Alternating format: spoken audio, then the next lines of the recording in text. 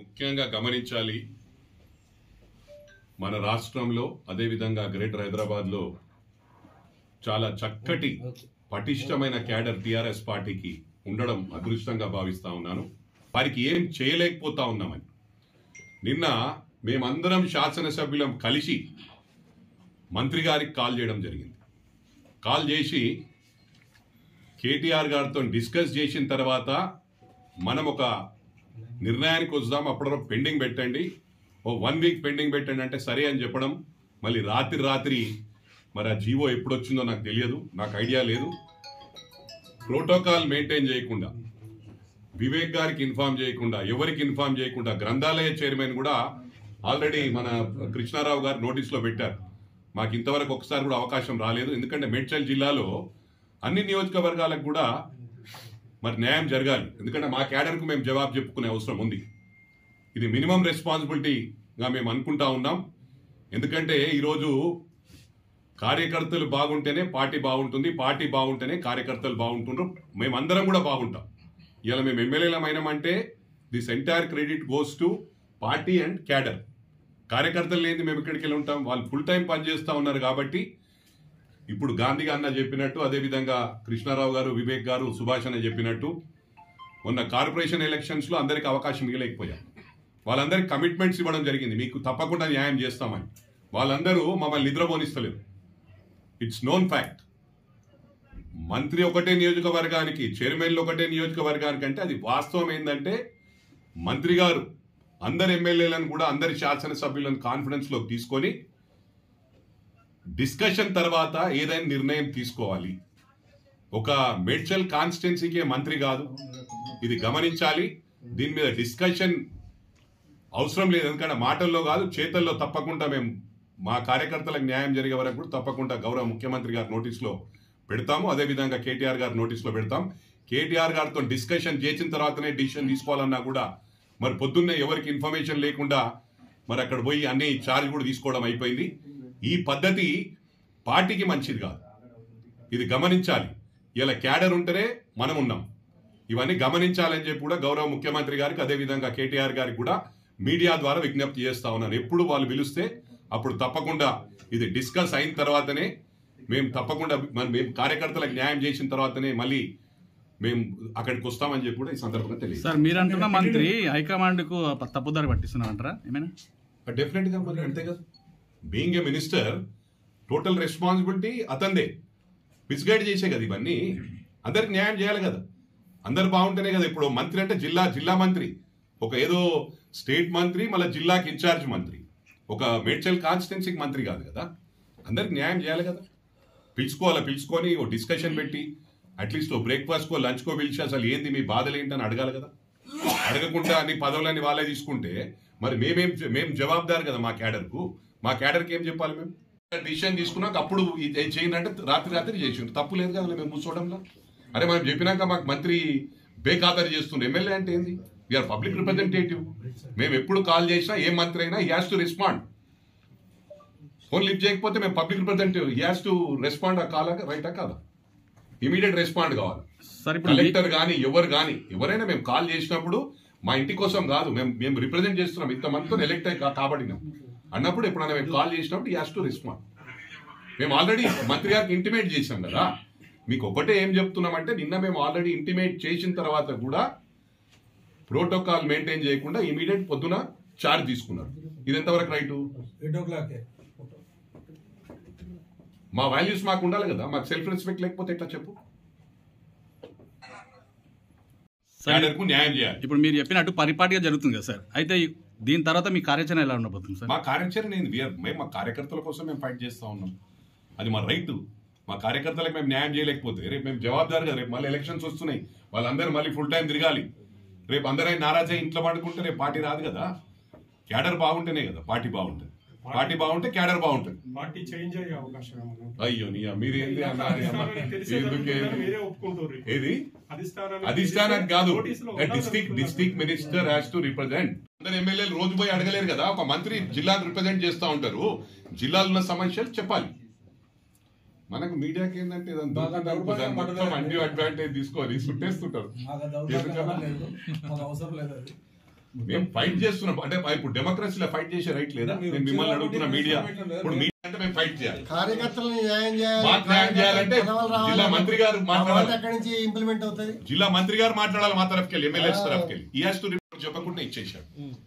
2 times తీసుకున్నారు Medchal constituency, 2 times గ్రంథాలయ chairman తీసుకున్నారు. మళ్ళీ ఇంకొకటి ఏంటంటే బాధాకరం ఏంటంటే వచ్చిన వాళ్ళకే పదవులు వస్తా ఉన్నాయి, ఉన్న వాళ్ళే 3 సార్లు 4 సార్లు చైర్మన్ చేస్తా ఉన్నారు కంటిన్యూస్. క్యాడర్ లేరా? ఉన్నారు, కార్యకర్తలు ఉన్నారు కదా. ఇదేంది? ఇది మినిమం రెస్పాన్సిబిలిటీ జిల్లా మంత్రిది. జిల్లా మంత్రి మా వాళ్ళకి వీళ్ళకి రాలేదు అవకాశం, వీళ్ళకి ఇవ్వాలని చెప్పాలి. అన్ని సీఎం గారి నోటీసులు అన్ని ఉండే కదా, కేటీఆర్ గారి నోటీసులు అన్ని ఉండే కదా. సార్ ఈ గ్రంథాలయం విషయం తీసుకెళ్ళాలి హైకమాండ్ ఆ టైంలో మీరు చెప్పలేదా సార్? అప్పుడు చెప్పాం మళ్ళీ అప్పటికి ఇప్పుడు ఏమి గ్రంథాలయ చైర్మన్ అంటే జిల్లా గ్రంథాలయ చైర్మన్ ఒక కాన్స్టెన్స్ గా ఉండదు. అది చెప్పారు, దృష్టి తీసుకొని ఆపుతామని అదే రోజే ప్రమాణ స్వీకారం చేశారు.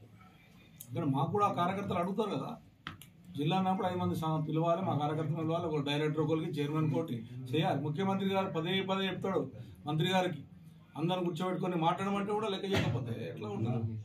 మా కార్యకర్తలు రేపు జవాబు ఎక్కువ కార్యకర్తల పరిస్థితి. ఎంతో కాలంగా మా మిత్రులు, శ్రేయోభిలాషులు, సీనియర్ శాసనసభ్యులు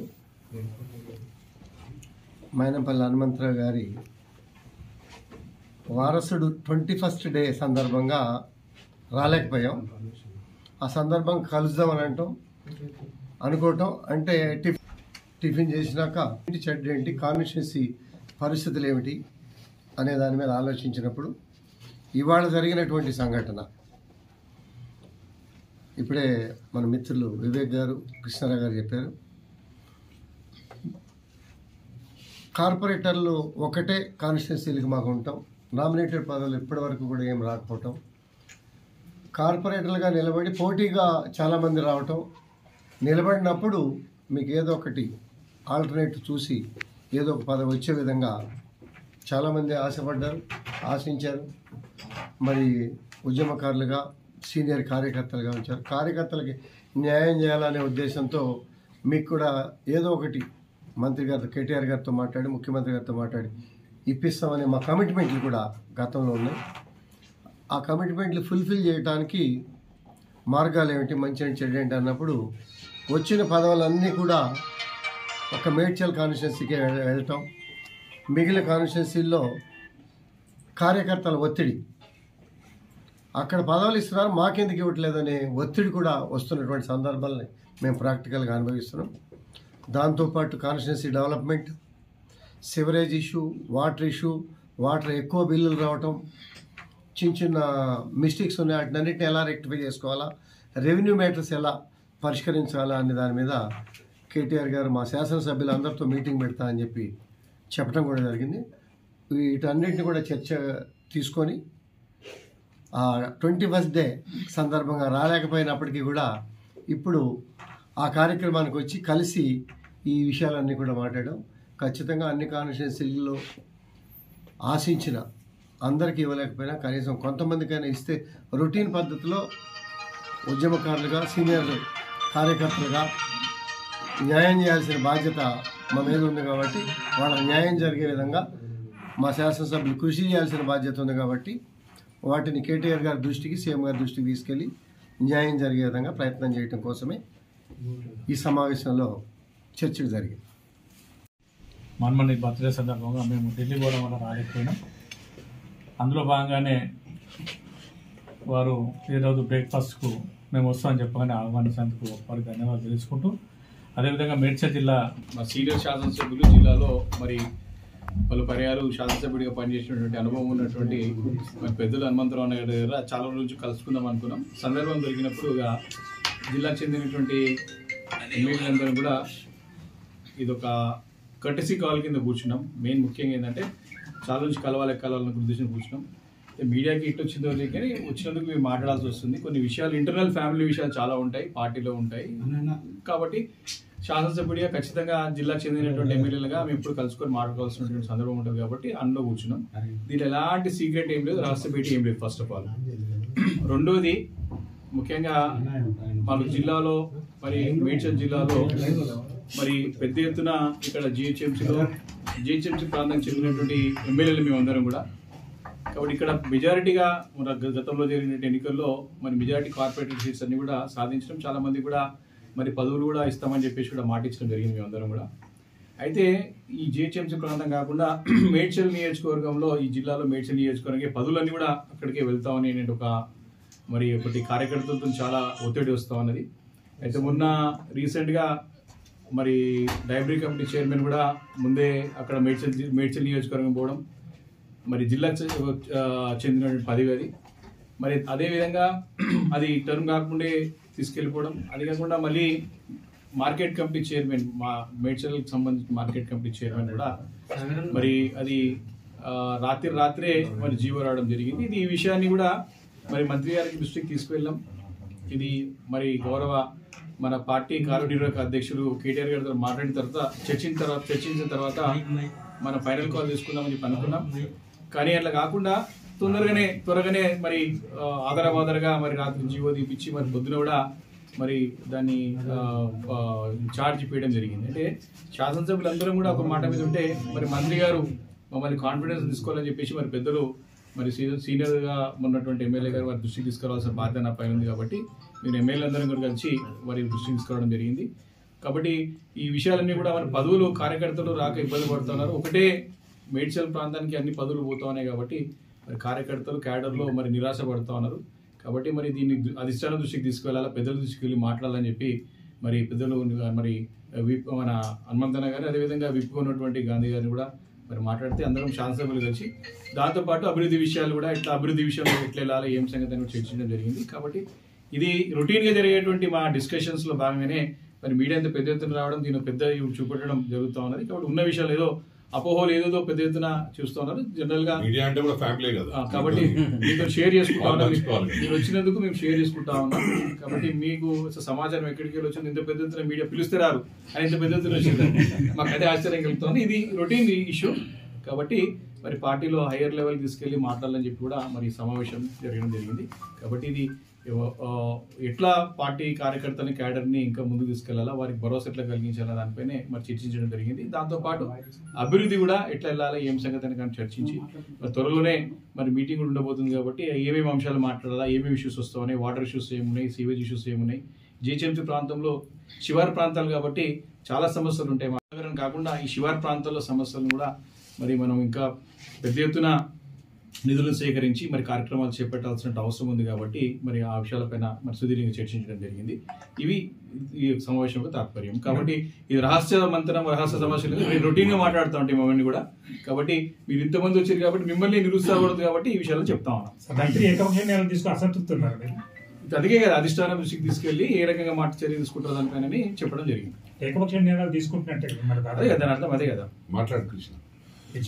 కార్యకర్తలందరూ కూడా బాధపడుతున్నారని చెప్పి పదవులు వస్తాయని చెప్పి ఆశిస్తున్నారని ఒక నిర్ణయం తీసుకొని ఈ పదవుల విషయంలో పెద్ద దృష్టి తీసుకెళ్లి మనకు కార్యకర్తలు కాపాడుకోవాలన్న ఆలోచనతోనే మన పెద్ద సీనియర్ శాసనసభ్యుడు మా అందరికీ అన్నాలటువంటి హనుమంతన్న దగ్గరికి వచ్చి ఒకటేమో కార్యకర్తల విషయంలో, రెండు అభివృద్ధి విషయంలో కూడా ఆలోచించాలని చెప్పి అనుకొని ఫ్రెండ్లీగా మా అన్న ఇంట్లో కూడా 21 days ఉంది ఆ కార్యక్రమంకి వచ్చాను. యాక్చువల్గా అంత రూపంగా మీరు వీడియో ఇచ్చారంటే మరి ఎవరు పంపించారో, ఏ మంత్రి పంపించారో నాకు తెలియదు, కానీ మా ప్రజలు పంపించింది. మేమైతే కంపల్సరీగా మా కార్యకర్తలకు అన్యాయం జరుగుతుంది, ఒకటే కాన్ఫరెన్స్కి వెళ్ళిపోతున్నాయి పదులు, మా కార్యకర్తలకు అన్యాయం జరుగుతున్నదని మీద మాత్రం కూర్చోరు ఆ మాట్లాడుకుని వాస్తవం. అది ఆల్రెడీ మా కుక్కడపల్లి కాన్ఫరెన్స్ ఉంది ఉదాహరణకు, మాకు ఏమి రావు, కార్పొరేటర్లు తప్ప మాకేమి లేవు. మేడ్చల్ అంటేనేమో చైర్మన్లు ఉంటాయి, సర్పంచులు ఉంటాయి, ఎన్నో రకరకాల పదవులు ఉంటాయి. కానీ మా కుక్కట్పల్లి కేసేమో మాది కానీ, గాంధీ గారిది కానీ, మైనపల్లి హనుమంతన్నది కానీ, లేకపోతే ఉప్పల్ కానీ అన్ని గేటర్ల కార్పొరేటర్ తప్ప ఇవి ఉండవు. పదవులు ఏమంటే జిల్లా పదవులు మాకు రావాలి. అవి కూడా ఆయన ఒక్కడే కొట్టుకోబోతున్నాడు. దాని మీద ఇంకోటి 5 మంది ముఖ్యమంత్రి గారు ఒకసారి చెప్పాడు అందరి ముందు కూడా, 5 మంది శాసనసభ్యులను కూర్చోబెట్టుకొని పదవులు పంచుకోవాల్సిన పరిస్థితి ఉంటుంది. ఎవరెవరికి ఏమించుకో మాట్లాడని చెప్పి మంత్రి గారు ఆదేశాలు ఇచ్చిన ఆ మంత్రి గారు అనేటువంటి వ్యక్తి మనల్ని పట్టించుకోకుండా ఏకపక్ష నిర్ణయం తీసుకుంటా ఉన్నారు. కాబట్టి దీని మీద ఒకసారి అధిష్టానానికి చెప్పాలనే ఆలోచనతోనే ఈ కార్యక్రమం పెట్టుకున్నాం. దీంట్లోకి వేరే ఏమి లేదు. మా ముఖ్యమంత్రి గారి నాయకత్వంలో, అదే కేటీఆర్ గారి నాయకత్వం అభివృద్ధి బ్రహ్మాండంగా జరుగుతాం, అన్ని రకాలు జరుగుతాం. కాబట్టి కార్యకర్తలకు కూడా చేయాలన్నటువంటి తపన ఆలోచనతో ఇది పెట్టుకోవడం జరిగింది.